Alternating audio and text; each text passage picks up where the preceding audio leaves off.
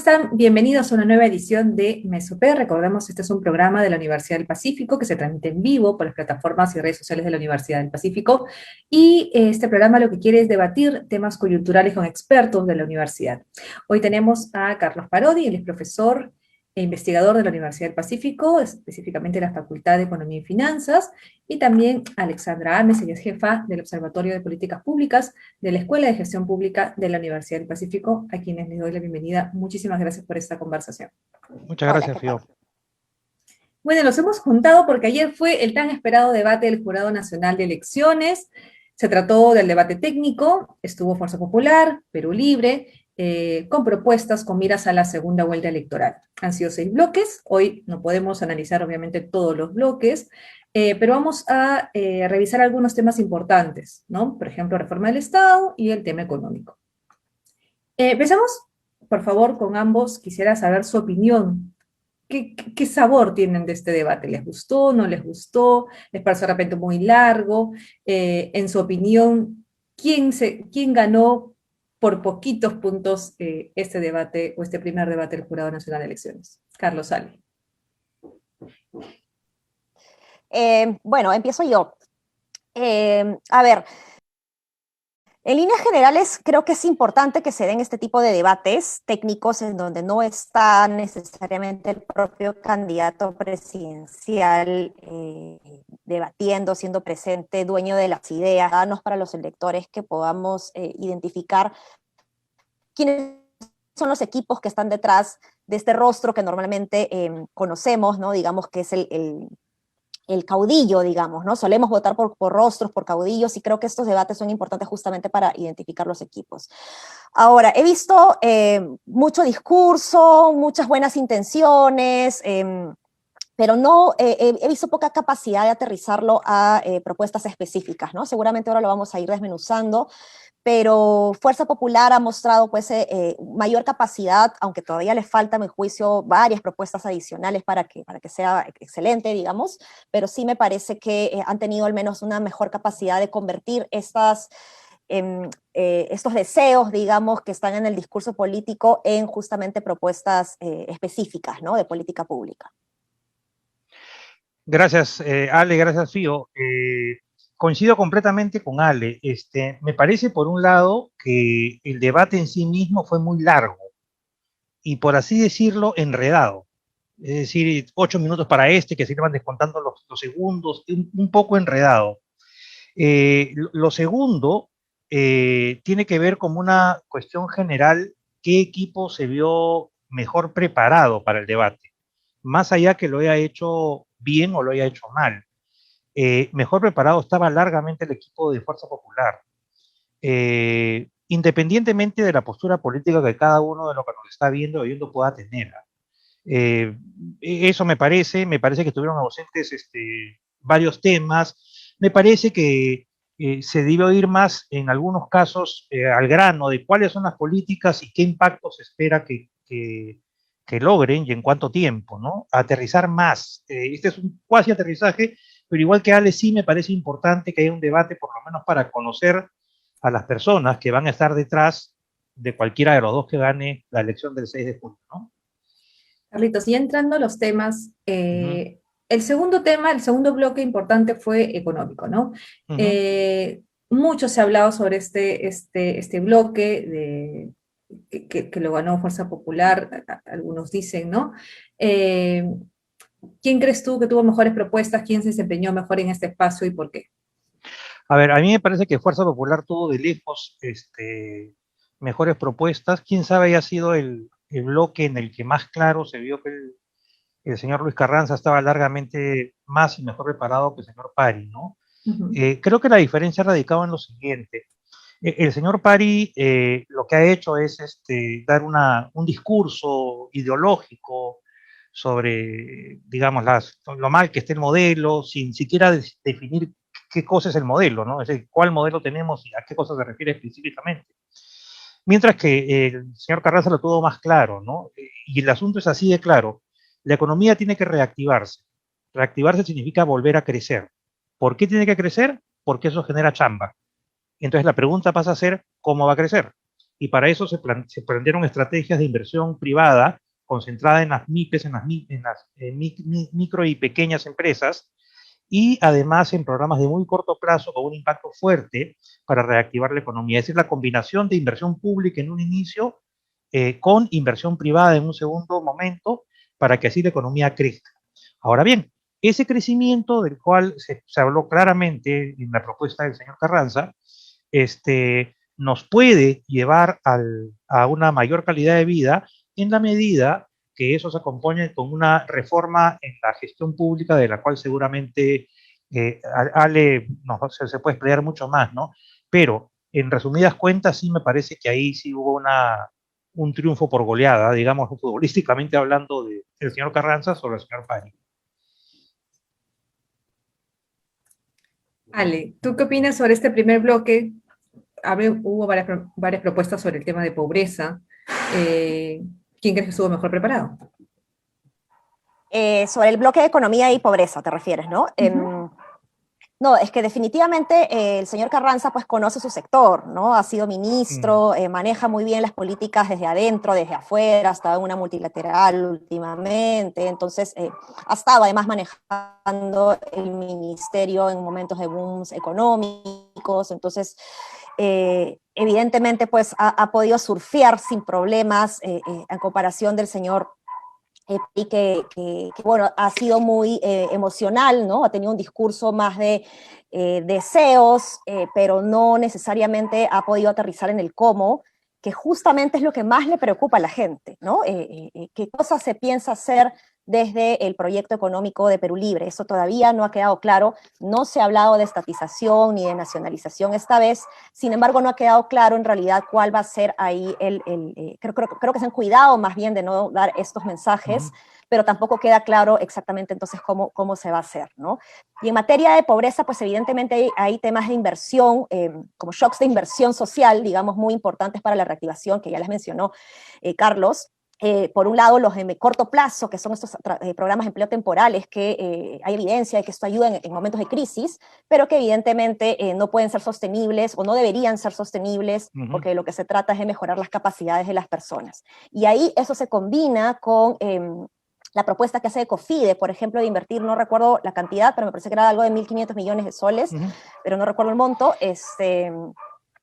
en donde se busca justamente promover estas capacidades técnicas productivas en los microempresarios, ¿no? En promover un empleo de mayor de calidad, digamos, ¿no? De mayor capacidad, porque si bien se reactiva pues finalmente la economía y esto ayuda, hay una correlación estrechísima en la generación de empleo, lo cierto es que todavía queda duda de cómo vamos a generar el empleo formal, ¿no? Entonces, estas inversiones son importantes para eso, pero yo hubiese esperado que pues el señor Guerra García hable un poquito más justamente de la formalización, pero no se tuvo oportunidad, ¿no? Tengo ya algunas preguntas en redes sociales. Hay un tema súper importante que es el tema de protección social, ¿no? Fuerza Popular ha prometido duplicar el monto de pensión 65 de 250 soles a 500 soles e incrementar a 500.000 familias cada año. Esta es una pregunta para ambos, ¿es una medida acertada o no? Y por su lado, Pedro Castillo plantea ampliar el espectro de beneficiarios de este programa y que se pueda acceder desde antes, desde que uno tenga 60 años. ¿Podrían, por favor, Carlos, tú ayudarme con esta pregunta y analizar un poco estas dos medidas? Sí, claro que sí. A ver, de hecho, ambas medidas suponen gasto. Eso está claro. Y estamos en un contexto en que lo que no tenemos es plata desde el gobierno, dinero, para poder hacer estas cosas. Pero estamos en una situación de crisis.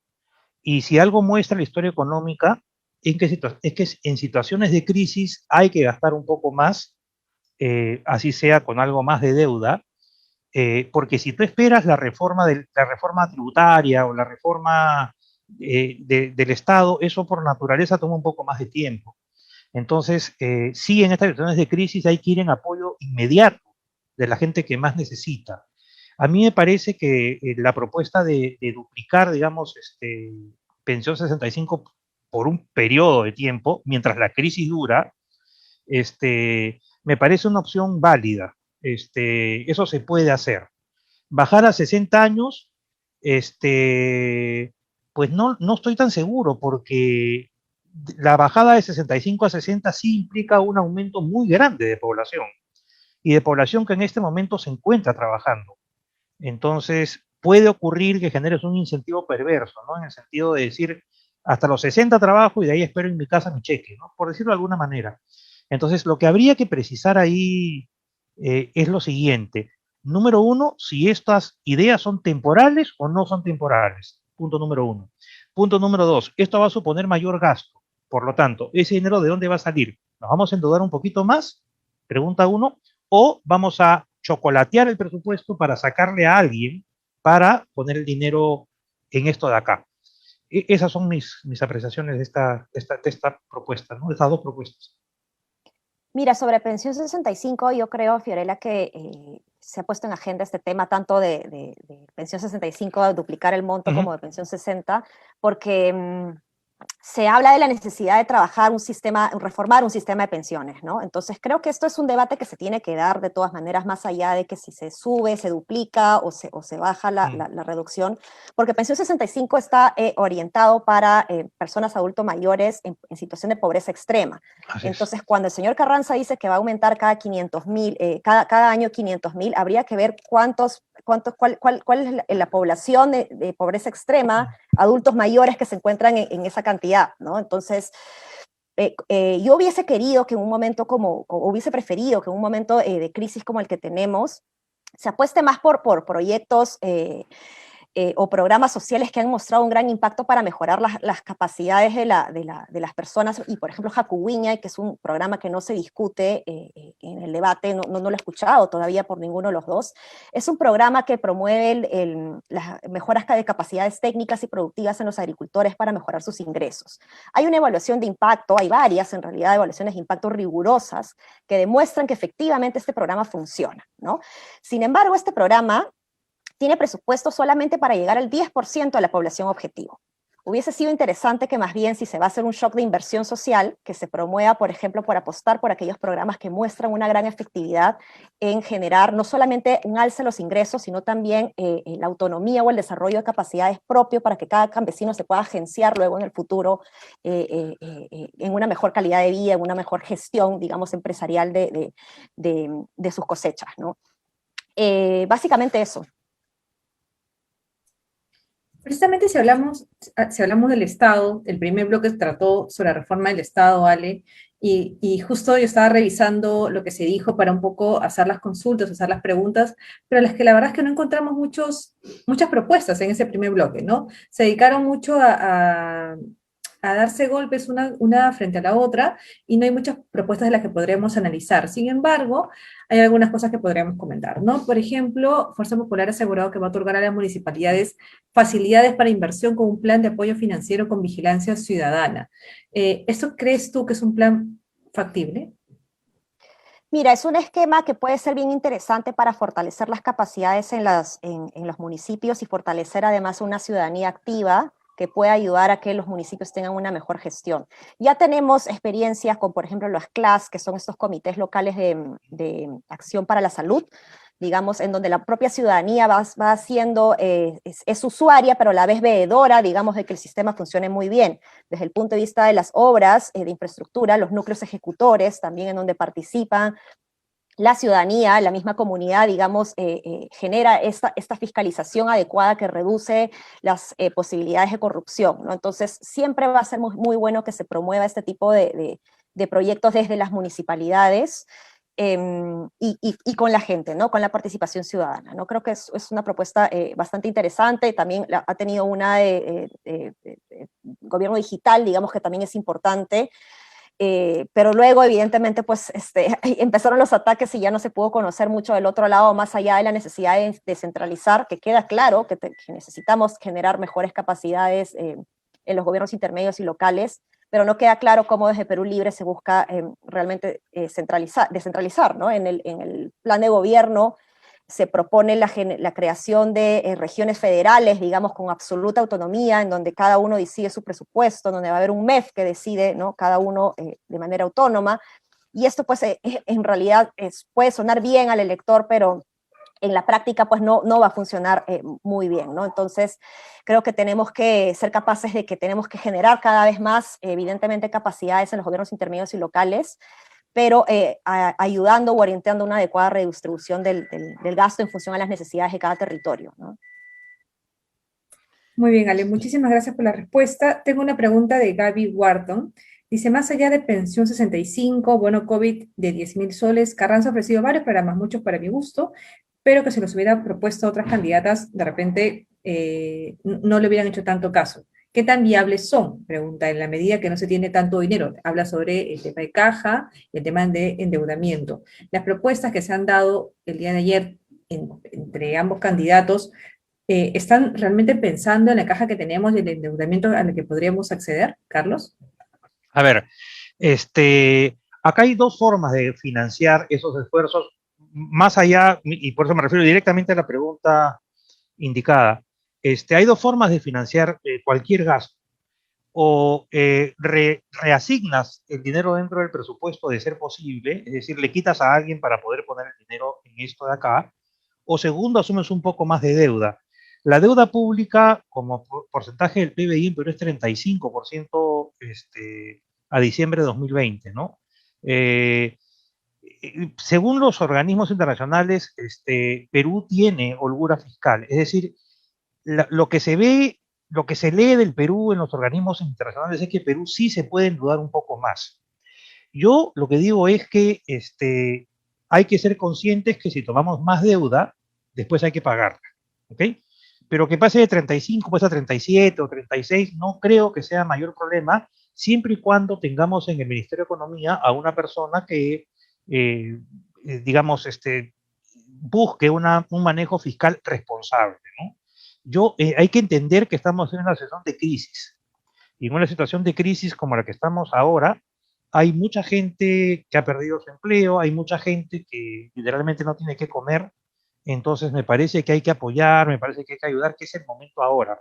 Pero quería insistir en un punto y quiero reforzar o apoyar lo que Ale ha dicho, ¿no? El problema lo estamos enfocando mucho como que más dinero para esto, más dinero para el otro. Lo que tenemos que hacer, como bien ha dicho Ale, es mejorar la capacidad de gestión. Porque en muchos casos no se trata de más dinero, sino de mejorar cómo se hace ese gasto. Y creo que ahí me parece que las dos posturas, hasta el momento en que pusieron algo en el tema de reforma del Estado, fallaron en explicar cómo van a hacer para que la gestión mejore. Y un último comentario que quería decir, me parece que un debate técnico no es un espacio, bueno, nunca, nada es un espacio para esto, pero menos un debate técnico para que estén agrediéndose unos a otros, ¿no? Esa no es la idea de un debate técnico. La idea de un debate técnico es, propongo esto, lo voy a hacer de esta manera, cuesta tanto, lo que fuere, ¿no? Para que el ciudadano tenga una idea de por dónde van a ir las cosas, ¿no? Pero sí me parece indispensable la mejora en la capacidad de gestión, porque eso sí nos ahorraría mucho dinero, que de otra manera tenemos que conseguirlo de otro lado, ¿no? Y creo que la idea del gobierno digital, si se hubiera desarrollado un poco más, es una buena idea. Claro, porque si no parece que fuera una frase así suelta nada más, ¿no? Claro, Que no hay pues, nada detrás. claro. Tengo más preguntas, Ale, Carlos. Percy Sandoval Mejía dice, ¿qué opinan acerca de la propuesta de Perú Libre que quiere restringir las importaciones y nacionalizar las mineras? ¿Es esto viable? Y Warner Arias nos dice, en el debate no se vio el tema de formalidad. ¿Cómo se podría hacer esto? Y también, ¿podrían comentarnos algo de la reforma tributaria? Ale, empezamos contigo. Dale, sí. A ver, lo de las importaciones se lo dejo a Carlos porque Sí, estoy segura que va a dar unas grandes lecciones de lo que puede suceder, digamos que idealmente pues pretendamos, digamos, cerrar los mercados. Creo que las consecuencias las puedes explicar. Perdón, Ale, problemas. Me faltó decir bien la pregunta de Warner Arias. Dice, en el debate no se vio el tema de formalidad. ¿Cómo se podría hacer eso y la reforma tributaria para generar recursos y cómo hacer con el uso eficiente de recursos? Mira, empiezo por lo último, el uso eficiente de los recursos. Justamente mencioné antes sobre el programa Jacuwiña y que tiene una evaluación de impacto, ¿no? En el Estado hay alrededor de 80 programas presupuestales, cada uno de ellos enfocados a promover la mejora de la calidad de vida o asegurar el bienestar de las personas, ¿no? Puede ser en educación, en mejora de infraestructura de los locales, en salud, en Jacuwiña y su programa de estos, Pensión 65, Jaliwarma, ¿no? De seguridad ciudadana, etc. y se invierten alrededor de 80.000 millones de soles año a año aproximadamente en estos programas presupuestales. El problema es que no sabemos exactamente cuál es el retorno o cuál es el resultado real en el ciudadano para estar seguros de que esa inversión que nosotros estamos haciendo realmente está yendo por el camino correcto, ¿no? Entonces, se hace fundamental dentro de la reforma del Estado, de la modernización del Estado, tener un sistema que pueda generar realmente evaluaciones de impacto rigurosas, que permitan no solamente demostrar que hay un impacto detrás del programa, sino que de identificar que no hay un impacto, pues ver la manera de corregirlo o ver la manera de rediseñarlo para que finalmente tengamos una cadena de valor pues clara para todos los funcionarios, todos los actores en el sector público que juegan un rol fundamental en los diferentes niveles de gobierno para que esto suceda, digamos. ¿Cómo nos aseguramos que esta cadena realmente es lo más lean, como se dice en el Lean Six Sigma, ¿no? Lo más limpia, ligera posible, sin estas cargas adicionales que no están agregando valor al resultado final, que es el ciudadano? Entonces, hoy más que nunca, en un tiempo de recesión, de crisis económica, es donde más tenemos que asegurar que cada sol que nosotros invirtamos realmente va a tener el impacto esperado en la gente.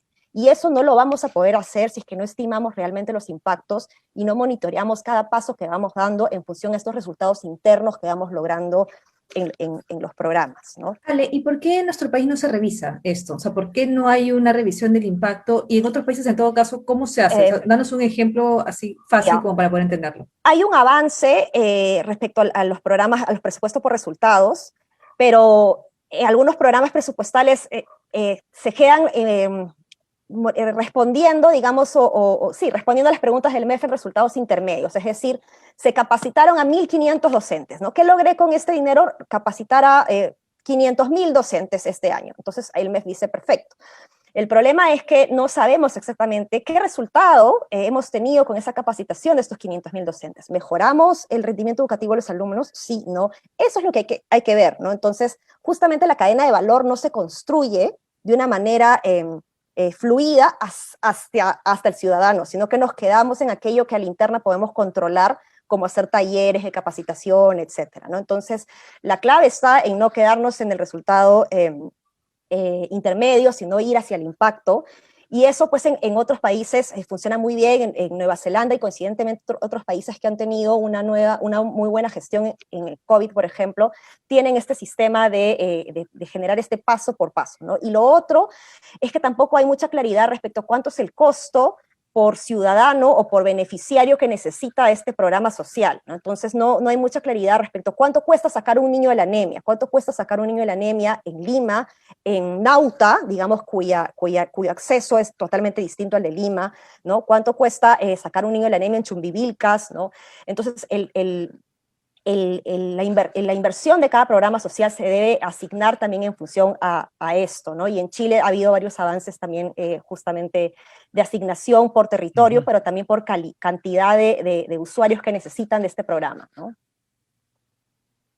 Carlos, ¿tú quieres agregar algo sobre ese tema? Sí, quería, y me parece excelente lo que ya le ha dicho, porque siempre, digamos, es importante tener claro que una cosa es el servicio que entregamos y otra cosa es el impacto que genera.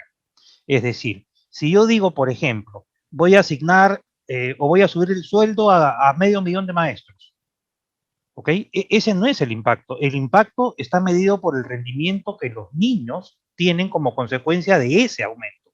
Es decir, yo lo que busco, ¿qué cosa es? Que nuestros niños tengan mayor comprensión lectora, que nuestros niños puedan hacer operaciones matemáticas básicas, eso es lo que busco.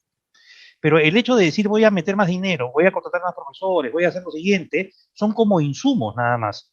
Entonces, si nosotros no sabemos, como bien dice Ale, qué pasó con la calidad académica del niño que recibe esa educación, entonces la verdad es que no sabemos nada. Entonces, estamos casi asignando el poco dinero que tenemos casi a ciegas. Y eso es un drama simplemente, ¿eh? Porque no sabemos si el dinero se gasta bien o mal. Para saberlo hay que medir impactos. Muy bien, y el otro tema era el de otro las tema. exportaciones. A ver, yo lo que quiero decir esto como cosa general. Normalmente en la economía, cuando uno quiere evaluar algún tipo de propuesta, algún tipo de idea, hay que tener claro dos cosas. La primera cosa que hay que tener claro es que no todo se trata de buenas intenciones. Y lo digo porque hay cosas que suenan bien, pero que, digamos, no resisten el menor análisis.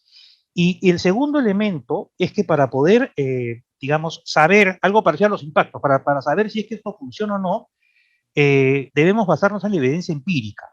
Si hacemos una pregunta tan simple, ¿esto ya se ha aplicado en otro lado? ¿Se ha aplicado en Perú? ¿Funcionó? ¿No funcionó? Más allá que suene bien digamos, para el oyente, ¿no? Y más o menos el siglo pasado, entre 1940 y 1990, más o menos, se aplicó esta idea de cerrar la economía, se llama industrialización por sustitución de importaciones. Entonces, en el discurso suena bien, porque suena, pero ¿cómo vas a importar papas si es que mejor cerramos para que se consuma solamente la papa que está acá? Entonces suena bien. Pero cuando vemos los resultados de lo que pasó en esos 40 años, lo que pasa es que tú dejas de importar bienes de consumo final para pasar a ser dependiente de la importación de insumos. Es decir, digamos que quieras producir plumones, entonces impides el ingreso de plumones para que no haya competencia, y entonces fomentas la industria de plumones dentro del Perú. Pero para poder hacer el plumón necesitas tinta, y esa tinta la tienes que comprar de fuera. Entonces pasas de depender de comprar el plumón a comprar la tinta. Entonces eso fue lo que pasó en Perú durante los 40 años y por eso fue un fracaso. ¿Y por qué? Porque ningún país puede ser autárquico, es decir, Corea del Norte fue una excepción, ¿no? Pero ningún país puede producir todo lo que necesita, sino que el comercio con el resto del mundo permite que los países vendan aquellas cosas que producen mejor y compren del exterior aquellas cosas que no tienen o no producen. Esto no quita que tenemos que tener un país en general más innovador, emprendedor, etcétera, para, digamos, depender un poco menos o depender de otra manera, pero pretender aplicar un modelo ya probado no solamente en Perú, sino que la lista se podría estar toda la tarde hablando de esto, es realmente, digamos, no es la mejor salida, pues, ¿no? No es la mejor salida, a pesar que suena bien. Muy bien, Carlos. Bueno, pero alguien de Perú Libre te podría decir, pero Carlos, no hablemos de todos los productos, no hablemos de los plumones, pero hablemos, por ejemplo, del maíz, ¿no? ¿Por qué no? Si nosotros producimos maíz, o ¿por qué no la papa, por ejemplo, ¿no? Claro, habría que preguntarnos entonces, en el caso de maíz para el pollo, que fue usado por uno de los participantes del debate ayer, la pregunta sería la siguiente. Entonces, ¿por qué no hacemos tanto maíz? ¿Por qué lo importamos? La única explicación lógica es que yo lo importo porque importándolo me sale más barato que produciéndolo acá. Entonces, lo que hay que hacer entonces es veamos qué costos tiene el maíz acá, que es lo que yo hubiera esperado que diga el señor de Perú Libre. Hubiera dicho, ok, es que el maíz, para poder producirlo acá, digamos, tendríamos que hacerlo de esta manera, con este proyecto, con estas ideas, para que nos cueste menos y entonces sea más barato para el que, digamos, compra maíz para producir pollos, que sea más barato comprarlo acá que traerlo de fuera. Si lo trae de fuera es porque internamente no nos damos abasto y o porque de hacerlo le sale más caro al productor. Entonces, habría que haber entrado a ese detalle, pero a ese detalle no se entró ayer. O puede ser más conveniente también hacer espárragos, digamos. Por ejemplo, claro. O páprica, ¿no? En o vez páprica, de maíz, claro. ¿no? Exacto, exacto. Entonces, esa parte fue la que no se comentó el día de la noche, ¿no? Ale, tengo una pregunta de Gustavo Adolfo Garrido Valareso. Dice, en el debate nadie comentó sobre cómo potenciar la regionalización desde el lado, por ejemplo, de generar una mejor gestión pública en favor de los ciudadanos. Bueno, Patricia Juárez empezó un poquito hablando de eso cuando habló de fortalecer las capacidades y generar incentivos en las municipalidades, pero como digo, se quedó un poco en la idea y no se pudo desarrollar más porque ya ahí hubo unos ataques que realmente no venían al caso. Creo que los ciudadanos no merecemos ese tipo de debate, sino más bien conocer más bien las propuestas y el cómo es que se esperan hacer las cosas, ¿no? Y yo creo que estos debates técnicos deberían ser espacios también inclusive de enseñanza a los ciudadanos para aprender un poquito más, para involucrarnos en las políticas públicas, en cómo funciona el Estado, ¿no? Y no para lo que hemos visto en algunos casos o en algunos bloques, ¿no? Coincido 100%. Bueno, esa pregunta no sé si la podamos responder nosotros, ¿no? Pero uno de los partidos asegura que de llegar a gobernar convocará una asamblea constituyente para una nueva constitución. Y eso es un tema ya un poco más legal, ¿no? Si es viable y qué efectos económicos tendría. Lo que pasa que para hacer una asamblea constituyente, o sea, eso no está previsto en la Constitución. Y entonces, si no está previsto en la Constitución, y evidentemente se tiene que hacer bajo los mecanismos constitucionales e institucionales que existen, el único camino que te queda es aprobarlo por 2 legislaturas en el Congreso para crear la ley de la Asamblea Constituyente, o ir por un proceso de elecciones vía referéndum, ¿no? Entonces, para eso se necesita una cantidad de ciertos votos, por ejemplo, para referéndum, 66 votos por parte del Congreso, o si es sin el referéndum son 87 o 89 votos, 87 votos sí. en 2 legislaturas. Y yo creo que no vamos a llegar a ese camino, entonces el otro podría ser el del referéndum. El problema es que cuando va a referéndum, no es que va necesariamente quiero crear la Asamblea Constituyente, sino todo el proyecto de ley que involucra esa pregunta, digamos, y ponerse de acuerdo para eso va a ser bien complejo, ¿no? Sobre todo en un Congreso tan fragmentado como el que tenemos ahora, ¿no? Sí, sí. Y más allá de eso, yo creo que igual es un debate al que ninguna de las partes, digamos, le tiene que tener miedo, siempre y cuando se haga debate alturado y entendiendo qué cosa es lo que realmente se quiere cambiar, ¿no? Porque algo que he dicho en otras oportunidades en entrevistas es que hay que entender lo que realmente el ciudadano necesita cambiar, ¿no? Evidentemente necesitamos un cambio, una mejora, pero esto se da dentro de la gestión pública, ¿no? No necesariamente cambiando todas las reglas de juego que en el caso del Perú, pues tienen que haber reformas institucionales dentro del sistema político, electoral, etcétera, pero hay que preguntarle al ciudadano exactamente cuál es ese cambio que necesitas, ¿no? Y evidentemente te va a decir mejor bienestar en mi vida, y eso se logra gracias a políticas públicas efectivas. Exacto. Y eso no se va a lograr en una constitución, o sea, no es cambiar la constitución, o sea, no es la varita mágica, digamos, que te asegura mágicamente, pues, 10 hospitales, ¿no? 15 colegios con internet, ¿no? Entonces, lo que hace falta es capacidad de gestión, y eso que acabo de mencionar antes, cómo soy capaz de invertir mi dinero, mis pocos recursos que tengo, en aquello que es crucialmente importante, que me va a generar un alto impacto, ¿no? Claro, Fío, yo quería complementar lo que dice Alex, que estoy totalmente de acuerdo. Si le preguntamos en este momento a cualquier ciudadano de a pie que la está pasando mal por la salud, por la economía, ¿para qué quiere que se cambie la Constitución? Lo que te va a decir es para tener mejor salud, para tener más educación, para que no me roben el celular en la esquina. Pero como bien dice Ale, todo eso se logra mejorando la gestión. Es decir, yo en realidad respeto a muchos de los que dicen que hay que cambiar la Constitución, pero se le ha vendido a la población la idea que ese cambio mejoraría de manera, como dice Ale, con una varita mágica o como haciendo un chasquido de dedos, y eso va a mejorar todo. No, si no mejoramos la gestión, tú puedes cambiar la Constitución, como a Perú lo ha cambiado durante 12 veces en su historia, y la situación sigue igual. Entonces, lo que hay que mejorar es la gestión. Veamos qué necesita el ciudadano en este momento. Necesita agua, que todos tengan agua, hay que mejorar la salud, mejorar la educación, mejorar la seguridad ciudadana, los caminos rurales, ya, eso es lo que impacta. Pero para eso mejora la gestión. No necesariamente tienes que cambiar todo, porque eso, y eso es una cosa que hay que tener clara, eso no necesariamente, o sea, no veo por dónde mejoraría, o sea, no veo que si cambia la Constitución vaya a mejorar la forma como una posta médica de cualquier distrito de Perú, de Choropampa, por ejemplo, vaya a mejorar. No encuentro el link. Muy bien, hemos hablado de gestión. Hay un tema final del debate del día de ayer, que fue el de medio ambiente. No se habló absolutamente nada de medio ambiente. Se ha podido hablar un poco ahí de gestores ambientales, ya que estamos hablando de gestores, del acuerdo de Escazú, ¿no? Aunque sea qué piensan hacer con el reciclaje. ¿Qué temas faltaron en este punto, en este último punto? Ya eran casi 3 horas de debate. ¿Qué opinan? ¿Qué opinan de este último? A ver, rápidamente, me parece que hay 2 temas que han faltado, ¿no? 2 temas, hasta 3 temas grandes, ¿no? Uno es la educación.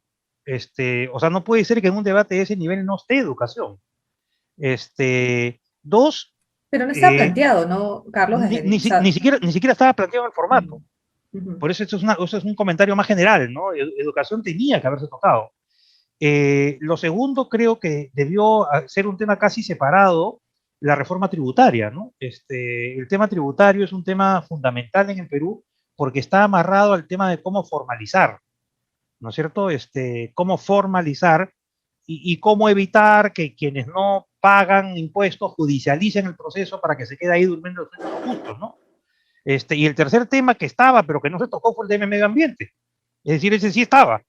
pero yo creo que en la última intervención pues ya se aprovechó como un cierre, para un cierre de la participación, o cosas muy generales, pero no se aterrizó, como bien dices, en nada. O sea, el tema simplemente no se tocó.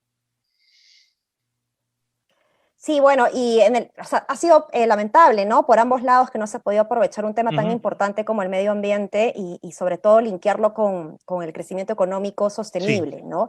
Se hizo una pregunta maravillosa que yo felicito al Jurado Nacional de Elecciones o al moderador, exactamente no sé qué se le ocurrió sobre el litio, por ejemplo, qué se pensaba hacer para la producción de litio, que creo que son las preguntas que deberían estar respondiendo los candidatos y ninguna creo que pudo responder algo al respecto, ¿no? Coincido. Sí. Muy bien, el tiempo no me da para más. Muchísimas gracias, Carlos. Muchísimas gracias, Ale, por esta comunicación, por esta entrevista. Y seguro los vamos a seguir convocando para seguir analizando ya las propuestas que se vienen y el próximo debate. Muchas gracias a ambos. Gracias, Fío. Gracias, Ale. Gracias a todos. Cuídense mucho.